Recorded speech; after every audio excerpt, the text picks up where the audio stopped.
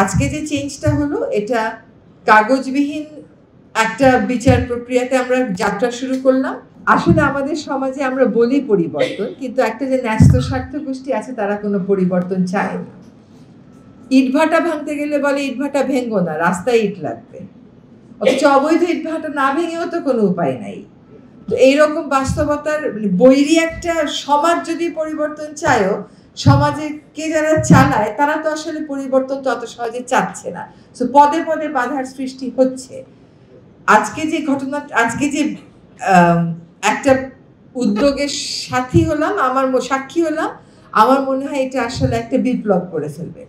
সত্যি যদি এটাকে আমরা টিকিয়ে রাখতে পারি আর রেপ্লিকেট করতে পারি, ধরেন আগামী ২-৩ বছরের মধ্যে রেপ্লিকেট করে ফেলতে পারি, এটা একটা আসলে বিপ্লব করে দেবে।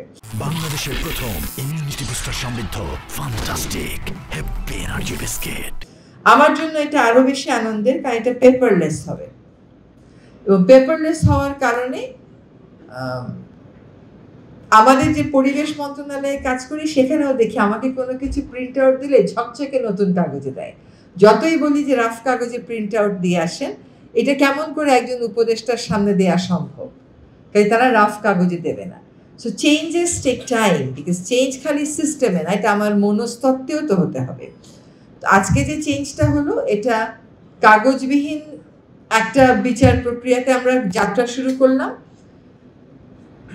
এটা বিশেষ করে নারী জাতির জন্য, যারা নির্যাতিত এবং নানান অবিচারের শিকার, এবং যে সমস্ত শিশুরা পারিবারিক সহিংসতা এবং বিদ্বেষের শিকার, তাদের জন্য আসলে অনেক বড় একটা বিচারের বার্তা নিয়ে এসছে, বিচারের সম্ভাবনা নিয়ে এসছে। আমরা যেন এটাকে সবাই মিলে সহযোগিতা করে কার্যকর করি, কারণ অনলাইন সিস্টেম চালু হয় কিন্তু এটা ওয়ার্ক করে না। যেমন রাজ্যকে আপনি অনলাইনে বিল্ডিং এর পারমিশন চাইবেন, এটা বহু আগে থেকে চালু আছে, কিন্তু অনলাইনে আর সাবমিট করা যায় না, কারণ অনলাইনটাকে এমন একটা ঝামেলা করে রাখে যেটা আপনি সাবমিট করতে পারেন, সেটা যেন আমরা না করি। এটা চালু হওয়ার সম্ভাবনা তখনই থাকবে যখন সত্যিকার অর্থে আইনজীবীরা এটার পক্ষে অবস্থান নেবে।